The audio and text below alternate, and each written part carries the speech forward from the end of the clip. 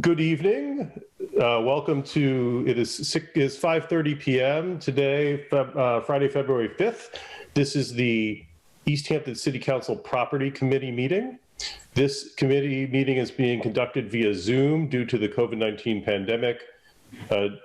Apropos of an executive order from Governor Baker, we are allowed to conduct business remotely using technologies such as Zoom. This meeting is being recorded. I'll take a quick roll call. I'm Owen Zaret, I'm present. Erica Flood. Present. And our other committee member, JP Kwasinski, is not currently here yet. I'm keeping an eye on the participant screen. First item of order is minute approval. We did receive, thank you, Councilor Flood, minutes from the 14th. And I reviewed those and I don't have any specific concerns. So I'll make a motion at this time to accept those minutes. I will second that. Thank you. Okay, we have a motion and a second. Any discussion? Seeing none, I vote aye to accept the minutes. Councilor Flood? I vote aye to accept. Great. Motion passes 2-0. Let me just see if that's, no. Just want to make sure that was okay. Public speak time. Are there any members of the public here to speak about items that are not on our agenda? Our agenda items tonight include the poll location at Main Street, as well as continuing business with the housing production plan. The only other member I see attending the meeting tonight is Mr. McCarthy. And Mr. McCarthy, I'm assuming you don't have items to speak on other than the Eversource poll location? That's right. Okay, great. So seeing none, Councilor Flood, do you have any comments to make at all before we move forward? No, but thank you for asking. Anytime. Always welcome to have your input. Okay, moving forward to our new business, the poll location at the utility pole at Main Street near South Street. This was introduced on, sorry, I was just in that packet. January 20th, I believe, Chair. Yeah, there it is. I have too many tabs open. This was introduced as new business at the January 20th meeting.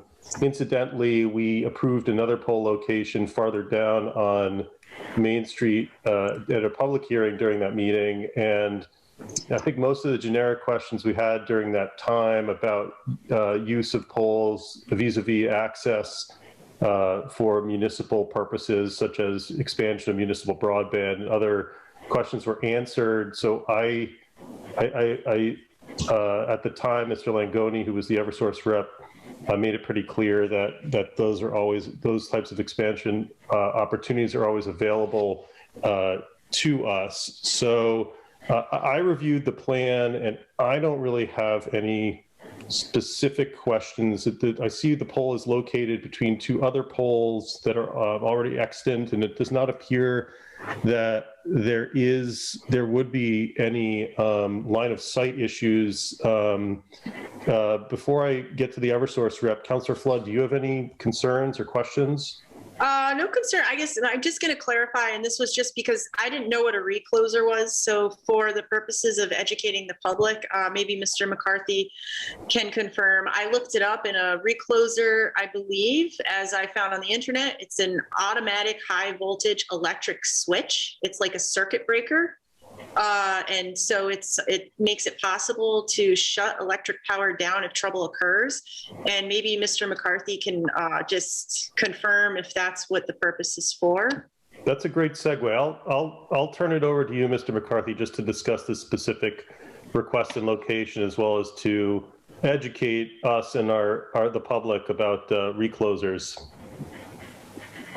Yeah, no, that was exactly correct. A recloser is an automatic switch for high voltage lines, typically distribution lines. The purpose here, so the reason that you would use a recloser is because you can have other types of equipment to break the circuit when there's an issue. It's like a fuse, but that requires resetting the fuse and reinstalling the burned out fuse element. A recloser can sense voltage when there's some kind of fault, and it'll automatically open the circuit, which can, just like a circuit breaker in your home, imagine if your home circuit breaker was automatic, it would close back in after a couple seconds. The recloser attempts to do that, and it can really improve reliability with, cutting way down on the amount of maintenance that's required on the system. The other thing that it's good for is allowing the routing of power throughout the town or the area that's being served in the best way possible. So if there is an issue in one location, the reclosers can be set up to automatically isolate that area, into as small an area of an outage as possible. So it's about reducing outages and reducing the amount of maintenance time required for the line. Great, thank you very much. You're welcome. Mr. McCarthy, so based on the inherent nature of these devices, the reclosers, is there anything unique to them about the amount of clearance that's required around that device, or any typical safety issues that you usually worry about with these devices? No, they require additional grounding, and that's kind of just incorporated into them. And the pole will have grounding on it, but that's something you'll find at a lot of different utility poles. So for safety, no, not especially. It's a location where, because there's this big piece of equipment here, there may be more likely to be a utility truck parked nearby where they have to work on it. But even then, that's not really, that's kind of more of an exception. No, I don't think. And then in terms of clearances, the standard for Eversource is that all clearances should be good enough for a piece of equipment such as a recloser. If you look up at the top of a utility pole, you'll see usually, and I know in this area it's true, you'll see a cross arm, a wooden arm at the top of the pole holding 3 wires. Those are typically 8 feet. For the recloser, they'll be 10 feet, so slightly wider, but it's the clearance issue. The clearance basically stays the same. And then in terms of like footprint or what you'll see up on the pole, it's slightly larger than a distribution transformer, but it's not a massive piece of equipment. I don't have any pictures to show you, but it sits on the pole below the cross arm, similar to other pieces of distribution equipment that you might see out there. Councilor Flood, do you have any questions? I have no further questions, and I don't see any other reasons for objections to the location. Yeah, and I don't have any concerns either. So this might be a quick meeting. Mr. McCarthy, anything else you think we should know? This is pretty straightforward, but I'm just trying to cover all our bases here. I'm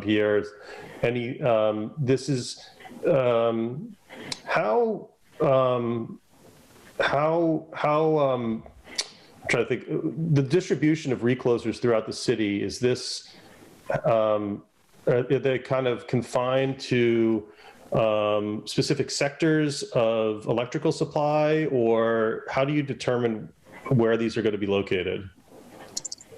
The exact determination is kind of done by Eversource's planning group, and then they've come to us saying we want a recloser in this approximate location, and we kind of do our research into finding an ideal location. So you'll find them. They'll typically be about 3 to 5 on a feeder. In terms of like how many in a town, I actually don't know. It depends on the size of the town. But you might, they'll be scattered throughout, because you want them at any points where it'd be useful to be able to connect or disconnect the power to reroute it. So it's kind of a strategic, you place them around, and it lets you reroute the power in an emergency, or in case there's some kind of outage, to minimize the outage. So yeah, you'll see them scattered around. They're typically not all together, and they're typically, every, I don't want to comment because I don't even really know how many miles or whatever, but there aren't that many in a town, but there aren't too few either. That makes sense. I'm just looking to educate myself a little bit. Thank you for explaining to us about those. I learned something new today. So, Councilor Flood, any other questions?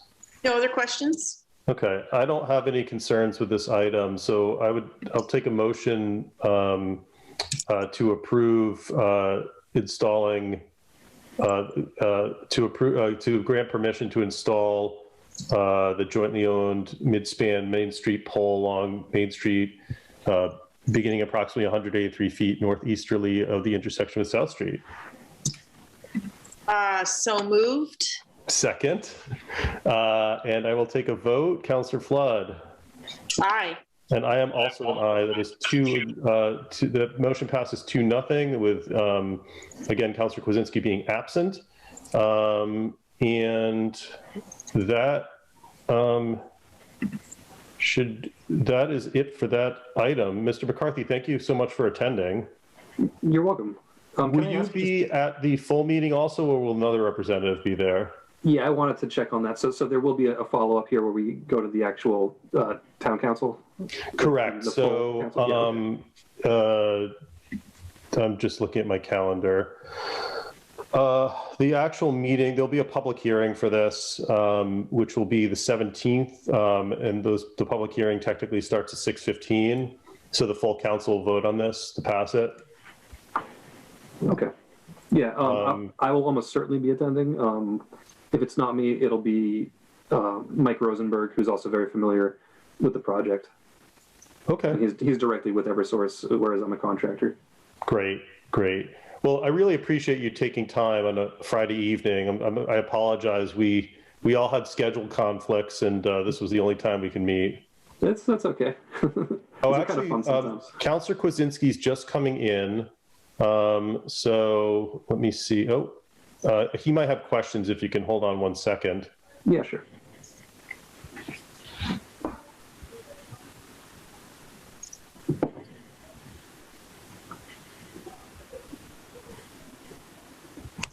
Looks like it's taking him a little while to join. And here, Councillor Kwasinski, are you with us? Sounds like a seance. Hello. He's still connecting. Councillor Kwasinski, hi.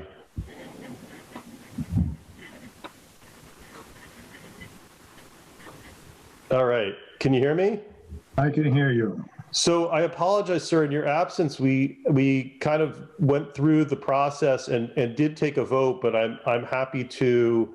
Mr. McCarthy's here from Eversource, and if you have questions, I'm happy to allow you to indulge you with those. And certainly, if there's any concerns, I'd be willing to take another vote if we needed to.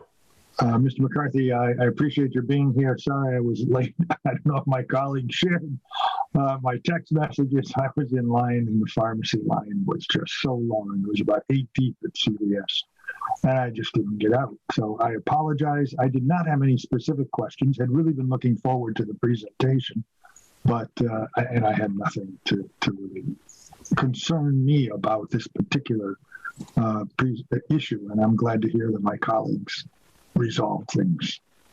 All right. Yeah, no problem. Sorry you had to wait in line. Well, Councillor Kwasinski, you missed the educational lecture about what a recloser is. So we could explain that to you at some other point. But if you have any specific questions about that, you could ask Mr. McCarthy again if you'd like. It's also reflected in the minutes. This is true. Oh, good job. Great. Thank you. Councillor Kwasinski, any other questions for Mr. McCarthy? I did not have any specific questions about this. It was a little hard to visualize at first, but it certainly appeared that we were in front of the second building on coming off if you took a right off of South Street. Is that correct, Mr. McCarthy? I actually have it open in Google Maps now. So if you took, you get onto Main Street there, and the first thing on your right, there's a Packy, and then a building labeled Old Colony Apartments. Right. And then another building that's closer to the street, So which is also, the apartment buildings there. It'll be that building that I just mentioned. It'll be kind of in front of that. Yep. And there were no driveways, as I recall, that were immediately close by. There's a driveway that's it would be something like 4 or 5 feet off the driveway. And what about the line of sight coming out of, I'm sorry if I'm repeating questions, the line of sight coming off of South Street as you take a right? Does the pole impact in any way or lessen the impact? I'm not sure. I don't believe it'll be an issue. It's fairly far away from the intersection. Right. That was my sense. That's why I didn't have any specific questions, but since we're all here, I thought I'd just be sure if you had any thoughts on this. Yeah, when I was looking into where exactly to put the pole, I kind of considered I didn't want it so close to the intersection that it might cause a problem. So this was essentially we wanted the recloser for the purposes of the electrical distribution system to be as close to that intersection as we could get it. And this seemed like the best compromise between, close, but also not too close. Ah, excellent. Love to find out what a recloser is, but we'll reserve that for another time. You can think of it as sort of an automatic circuit breaker. Okay, so it is the circuit breaker in the system that happens and gets reset, and so it stops and keeps electricity in a certain area? Yes, yeah, and they have smart devices on them so they can communicate back and communicate with each other to automatically isolate different areas of the system. So if there is an outage, it can minimize the size of the outage, the people affected. Excellent. Thank you. Any other questions? Not from me. All right. Councilor Flood, any further final remarks about this item? No, I've got nothing. Okay. Councilor Kwasinski, I'm happy to take another vote if you feel it would be. I'd be happy to give an aye to it if that was something you could record. Okay. I will make a motion to request a reconsideration. I guess that would be the appropriate motion, or we could take another revote. Revote is great. Okay, so I'll make a motion to vote again on this item. I'll second. Okay, we have a motion and a second to take another vote on this item for the purpose of the record. Councilor Flood? Aye. Councilor Kwasinski? Aye. And I'm also an aye. So I will now take a motion to vote on this item again for the poll location on Main near South Street. Is there a second? Second. Okay, great. Councilor Kwasinski? Aye. Councilor Flood? Aye. And I'm still an aye. So let the record show that it is 3-0 in favor of recommending this poll location. Mr. McCarthy, thank you so much for joining us and for staying to answer all these questions. And we'll see you or one of your colleagues in a couple weeks. No problem. And thank you very much.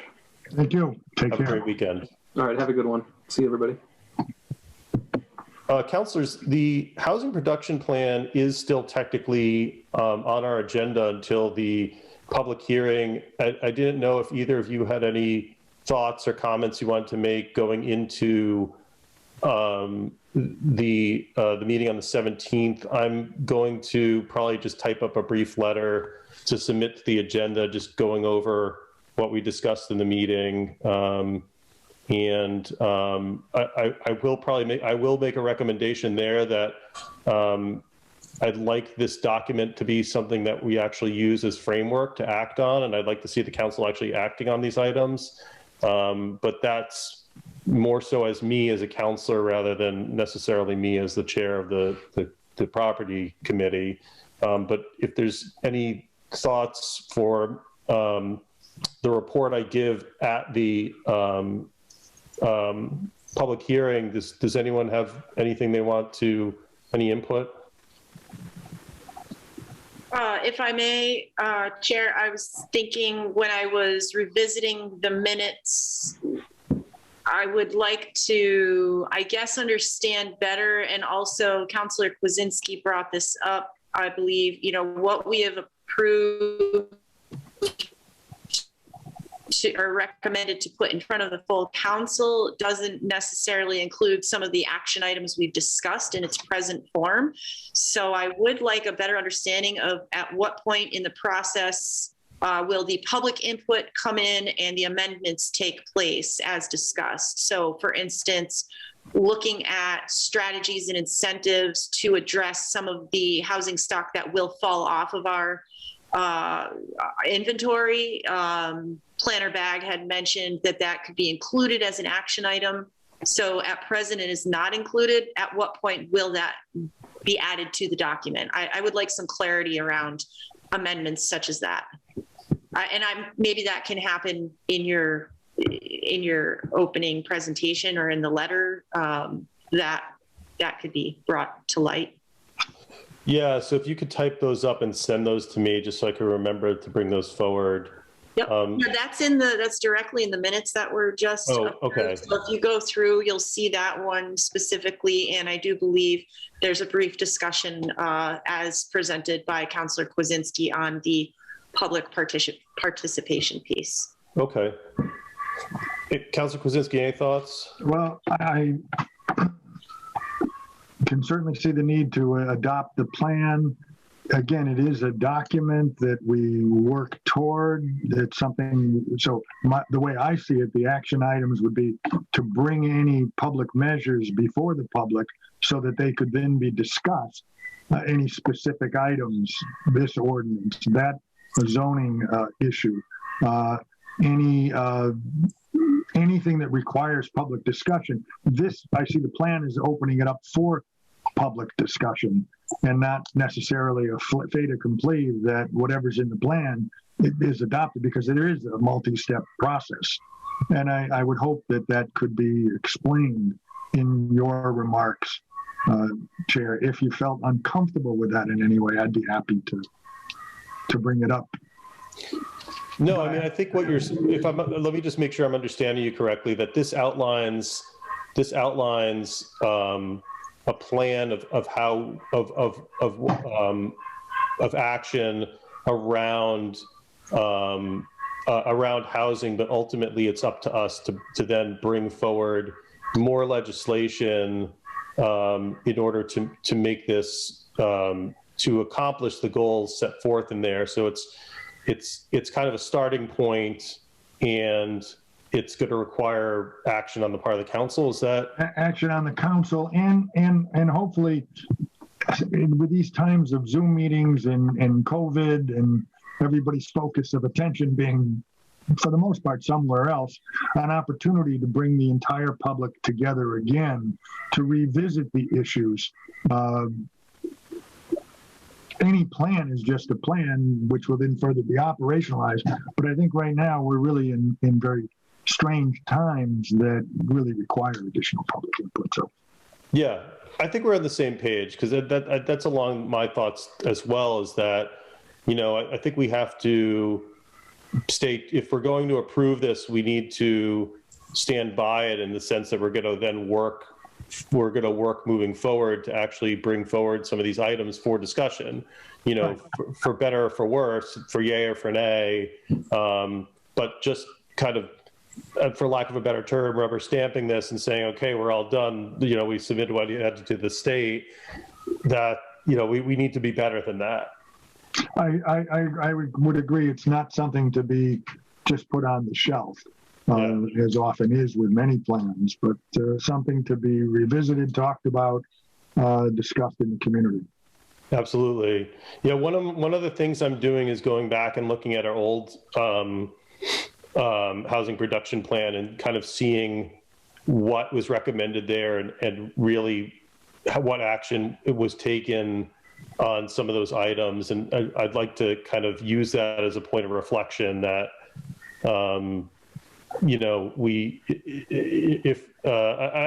that's my work I'm going to be doing over the next few days, leading up to our next meeting, because I think it's important that we actually use this as a tool, and not just it shouldn't just be ceremonial. So, if I might, I think you'll also see reflected in the minutes, I believe, was discussed in regards to the former production plan is there were 23 action items, 8 of which we successfully completed. I know that that's progress, but I think it does show a little bit of stagnation. So I would like to see this structured in a way that we can make a little more progress this time around as well. And I also would like to stress, and I do think this is potentially a carryover from the previous plan. I need to refamiliarize myself. I used to know that document quite thoroughly, and it's been some time, but I do think we discussed the zoning issues need to be more directly addressed this time around, and whether or not that becomes an action item or how to bring that to the surface. It feels pretty clear that our zoning laws are a barrier to some of the next steps. So that's a concern I have in helping to support, turning this plan into real action moving forward. Mm-hmm. Makes sense. Councilor Kwasinski, anything else? I'm good. Thank I you am for too. meeting on Friday at 5:30. I appreciate it. Yeah, I apologize you both being flexible. I'm so sorry. It's just their schedules are so crazy. No, Thursday was booked. Other days are booked up, so we appreciate your flexibility. Absolutely. Well, so apropos of that, I don't have anything else to add. And if my other fellow members don't either, I'm happy to take a motion to adjourn. I will move to adjourn. Second? Okay, we have a motion and a second to adjourn. I will take a vote. Councilor Kwasinski. Aye. Councilor Flood. Aye. And I am also an aye, 3-0 to adjourn. Have a great weekend and be well and be safe. Thank See you. you all later. Bye-bye. Have a good night.